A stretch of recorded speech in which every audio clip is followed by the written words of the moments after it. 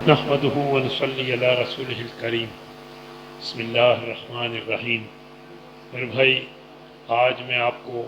قرآن پاک کی عظمت کے بارے میں کچھ کوشش کروں گا۔ سب سے پہلے یہ جو قرآن پاک اللہ پاک نے ہمارے پاس بھیجا، اس قرآن پاک کی ہم نے اس سے روگردانی کر رہے ہیں۔ قرآن پاک سے جو محبت کرے گا، یہ کلام پاک ہر موقع پر اس کے ساتھ دے گا۔ زندگی میں جو کلام پاک سے محبت کرے گا، کلام پاک سے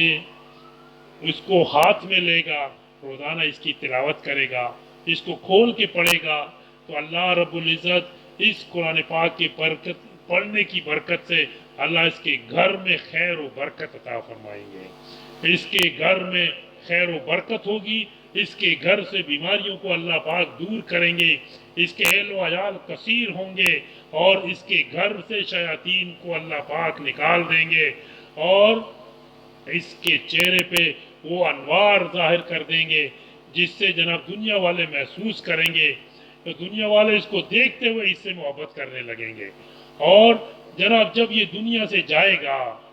تو یہ کلام پاک قبر میں اس کا ساتھی بنے گا۔ قبر جو اتنی خطرناک جگہ ہے، قبر میں کہتے ہیں کہ جب بندے کی روح نکل جاتی ہے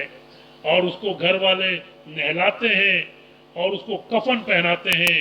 تو ایک شخص اس کے کفن اور سینے کے درمیان میں آ جاتا ہے، اور جب یہ اس کو قبر میں رکھا جاتا ہے تو قبر میں رکھنے کے بعد جب اسے حساب کتاب والے فرشتے حساب کتاب کے لیے آتے ہیں،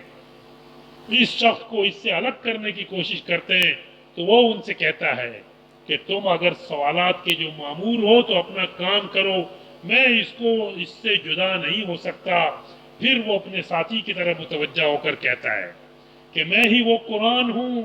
جس کو تم دنیا میں کبھی اونچی آواز سے پڑھتے تھے، کبھی سلو آواز سے پڑھتے تھے۔ تم بے فکر رہو، منکر نکیر کے سوالات و سوال و جواب کے بعد تم پر کوئی غم نہیں، تم پر کوئی پریشانی نہیں۔ اور وہ جب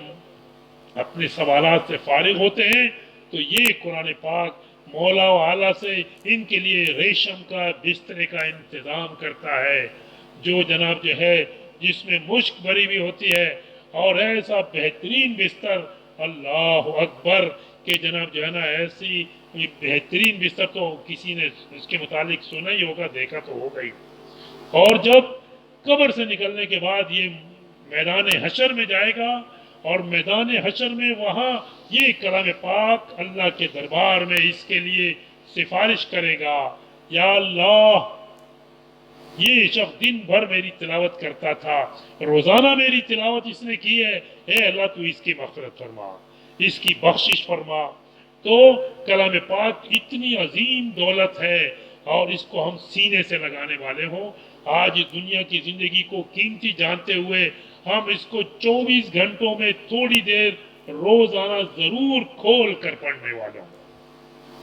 اللہ جزائے خیر دے، اللہ پاک قبول فرما لے۔ وآخر دعوانا ان الحمد للہ رب العالمین۔